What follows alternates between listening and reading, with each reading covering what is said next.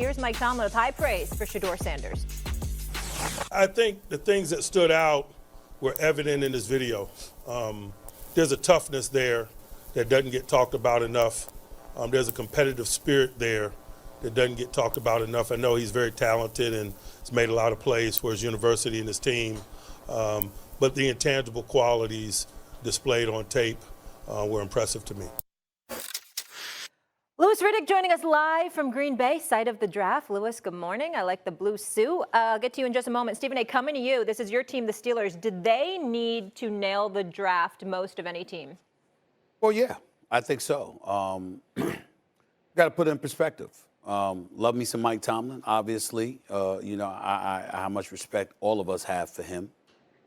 Do you know the Pittsburgh Steelers have lost 6 consecutive playoff games? Do you know they set an NFL record? In each one of those games, they've trailed by at least 21 points. In all 6 consecutive playoff losses, okay? They haven't won a playoff game since 2016. And they're the first team in the Super Bowl ever to go 8 straight seasons without a losing record, but 0 playoff wins. And you're in the same division as Cincinnati. You're in the same division as Baltimore. Joe Burrow has been able to keep his weapons. Jamar Chase, T. Higgins are staying in Cincinnati. So they putting up points. They good for 30 a game. They good for 30 a game. And you got Lamar Jackson and King Henry. You know what they bring to the table. I mean, damn. You're the Pittsburgh Steelers. You went out and you got DK Metcalf. You got Pickens, who's already a stud when he wants to play. You got Freiermuth as a tight end spot. He's one of the better tight ends in the National Football League. You lost Najee Harris, but you kept Warren. And, oh, by the way, your offensive line has improved. It's really just about a quarterback. So, to me, when I think about the NFL draft, here's the bottom line for me with the Steelers. If you don't get a quarterback, you failed. You got to find a quarterback. Now, I don't give a damn how you do it. I don't care if it's through the draft. I don't care if it's through free agency. I don't give a damn if they got to kidnap somebody and face mask on them and change the hood and make them look like somebody different than what they. I don't care what you got to do. Stephen A. is ready to choose violence. Louis, you got to do something to get a quarterback. It's just the truth. Yeah, they do. They do. Look, there's a lot of things that Pittsburgh needs to get done specifically at quarterback, and I agree with you there. I don't think they're the team that's under the most pressure in this draft, though. I think that one's easy. I think this is easily for the New York Giants and for Joe Shane and Brian Daboll. This is, for them, a pivotal draft. Because, look, you know, not only are they trying to build for the future, right? And you're always trying to build a sustainable winner, and that's really what the draft does. It allows you to get cheap, affordable labor, right? Guys who are on rookie contracts, develop them out for 4 and 5 years and build towards the future. So they're trying to do that, while at the same time they understand that, hey, look, man, we got to win this year because of how things have transpired over the past couple of years, namely last year with Saquon going to Philadelphia. Look, they will. The image will be burned in all of our heads, the way in which John Mara talked to Joe Shane in his room that day when they were trying to figure out what to do with Saquon Barkley, and the way in which he basically pleaded with him to please do not mess this up. Please do not send him, not have him come back here and have him go somewhere else and wind up ripping it up and have us all sitting here looking like fools, which is exactly what they did. So I think now that he has really given them the directive that, look, we need to find a franchise quarterback. Let's move on from the Saquon Barkley part of this. We need to find a franchise quarterback in this draft or somewhere down the line. We need to find one. And now that they have signed Russell Wilson, now that they have Jameis Winston, now that who knows what they're going to do with the number 3 overall pick, more than likely not pick a franchise quarterback. And if they don't pick a franchise quarterback there, whoever they do pick, whether it's Abdul or Travis, you have to nail that pick. You have to nail that pick. That pick has to be a yellow jacket type of pick, a Hall of Famer type of pick. And then they still have to address the quarterback position. And then they still have to deal, when you're talking about the division, Stephen A., they have to deal with the reigning and defending champions, a Washington team that's on the rise now, and a Dallas team that can rise up and beat anybody at any time. There's no question it's on Joe Shane and the New York Giants. I agree with Louis 100%. Now, remember, they had a good draft last year. And he did get a guy, Neighbors, with that first pick, 8th, whatever number he was going to be great.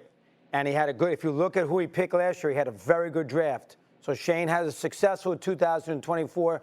Listen, I disagree with Louis about Sanders. This is a weak quarterback class.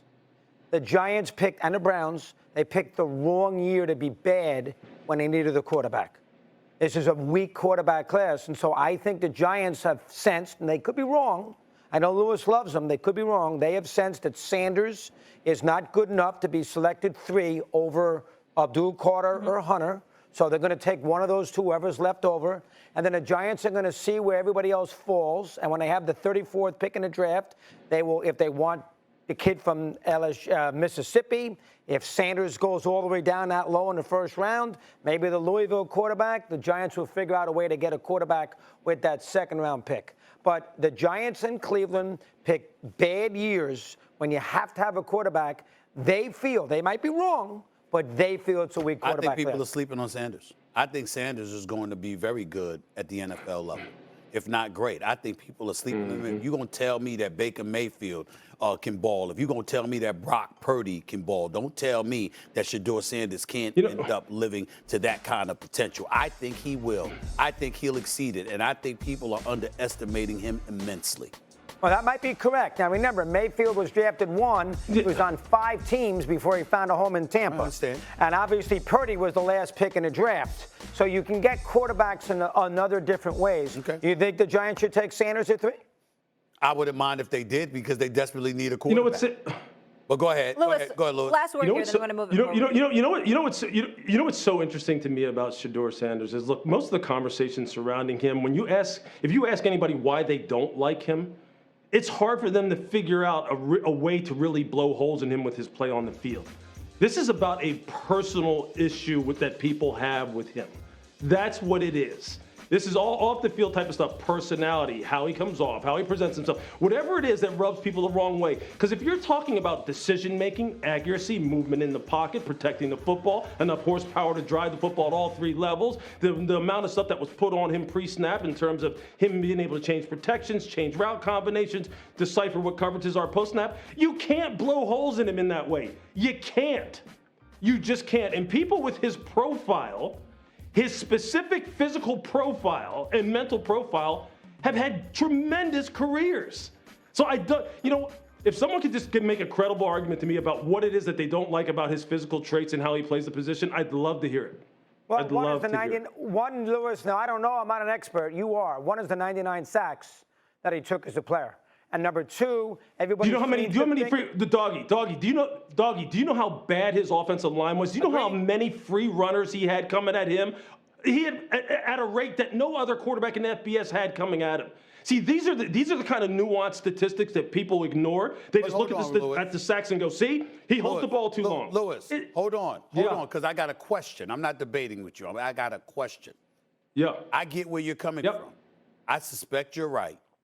We're hearing anonymous evaluators in the National Football League to use the example of the offensive line, which we all saw. We all saw him getting slaughtered, particularly last year, more so than this past season when they were 4-8, okay? We've seen him get beat up, and they're saying it's primarily because he holds on to the football too long. I don't believe that, but this is what NFL evaluators are saying. Anonymously, of course. And you know what? What do you make of that? What do you make of that? Of course, and then you know what they say right after that? When they say he holds on to the ball too long, then they call him check down Charlie when he does decide to get rid of the ball quick. And then Pat Shurmur is calling wide receiver screens so he doesn't get slaughtered. Then they go, see, he can't push the ball down the field. See, he doesn't have enough arm strength. It's like, well, pick which one you want.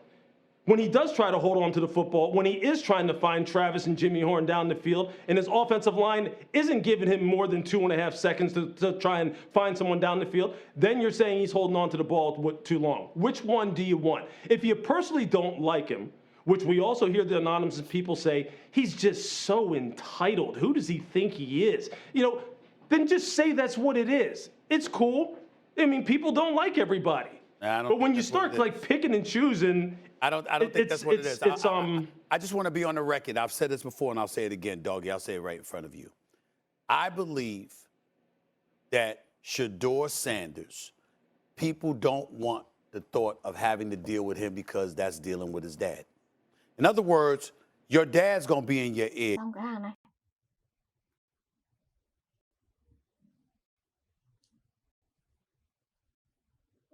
Buổi tiếp theo